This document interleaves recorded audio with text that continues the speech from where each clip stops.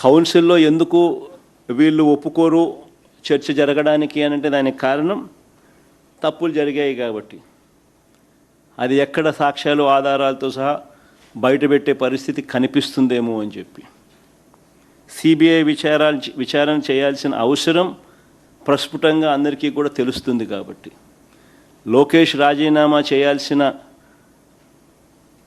అవసరం ప్రతి ఒక్కరికి కూడా తేటతెల్లంగా కనిపిస్తుంది కాబట్టి.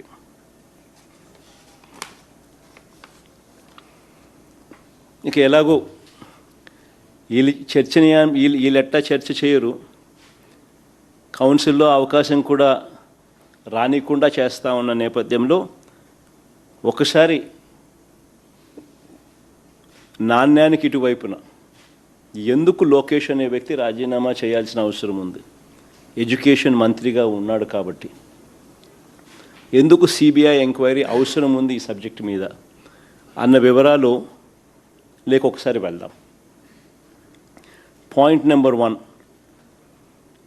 క్లుప్తంగా పాయింట్ల ప్రకారమే పోదాం, క్లుప్తంగా చెప్తాను పాయింట్ల ప్రకారమే. పాయింట్ నెంబర్ 1, డిఎస్సి పరీక్షల ప్రశ్నల తయారీ.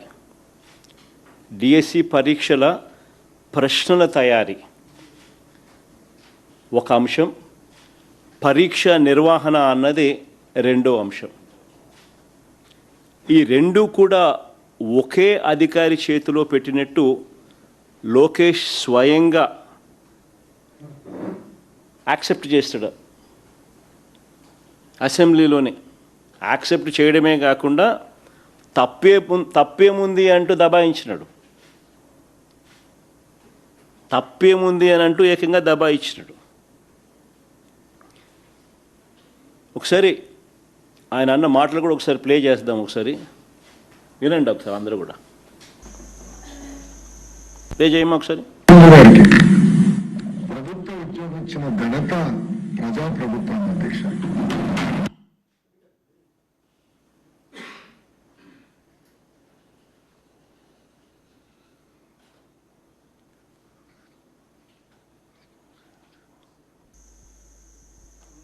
ఏమా ప్రాబ్లం ఉందా?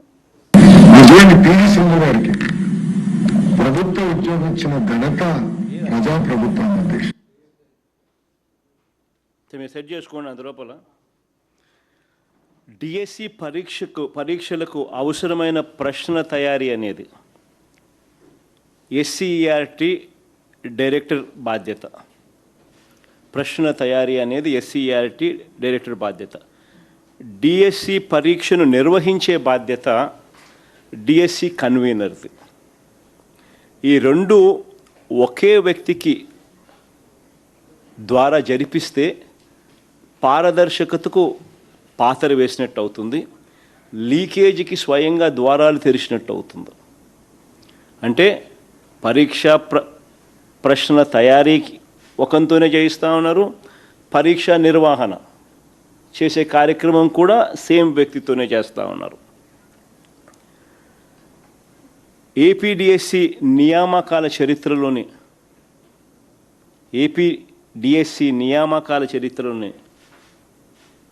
ఏపీపీఎస్సి నియామకాల చరిత్రలోనే ఈ రెండు బాధ్యతలు ఎప్పుడూ కూడా ఒకే వ్యక్తికి అప్పగించిన చరిత్ర ఆంధ్ర రాష్ట్రంలో ఇంతవరకు ఎప్పుడూ లేదు.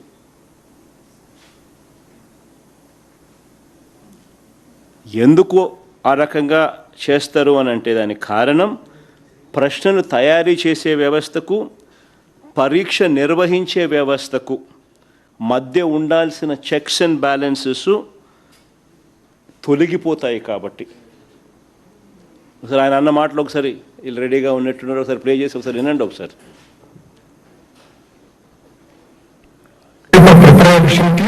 డిఎస్సి కన్వీనర్ అంటే ఎగ్జామినేషన్ కండక్ట్ చేసేవారు ఒకే ఆఫీసర్కి ఇచ్చారు అనేది మొదటి ఆరోపణ. అధ్యక్షుడు ఆంధ్ర రాష్ట్రంలో కానీ ఇతర రాష్ట్రాల్లో కూడా ఒకరికే ఇచ్చారు అధ్యక్ష. కొన్ని రాష్ట్రాల్లో ఇద్దరికి ఇచ్చారు, కొన్ని రాష్ట్రాల్లో ఒకరికే ఇచ్చారు అధ్యక్ష. మనం 148 రోజులు నిర్వహించాలి, చాలా టైట్ గా సిస్టమ్ నిర్వహించాలని ఒక వ్యక్తిని నియమించాం. అది ఎక్కడ చట్టంలో ఉల్లంఘన లేదు, ఎక్కడ చట్టంలో రాయలేదు, ఇద్దరు ఉండాలి అని ఎక్కడ చెప్పలేదు అధ్యక్ష. So there is no rule book for to that order. Court కూడా ఈ విషయాన్ని అక్కడ జోక్యం చేసుకోలేదు అధ్యక్ష. క్లియర్ కట్గా ఆయన ఎంతకు ఆయనే ఒప్పుకున్నాడు కూడా. అంటే మొట్టమొదటిసారిగా ఆంధ్ర చరిత్రలో ఎప్పుడూ జరగంది ఇక్కడ ఈ రాష్ట్రంలో ఈయన ఎడ్యుకేషన్ మంత్రిగా ఉంటూ దీన్ని జరిగించినాడు.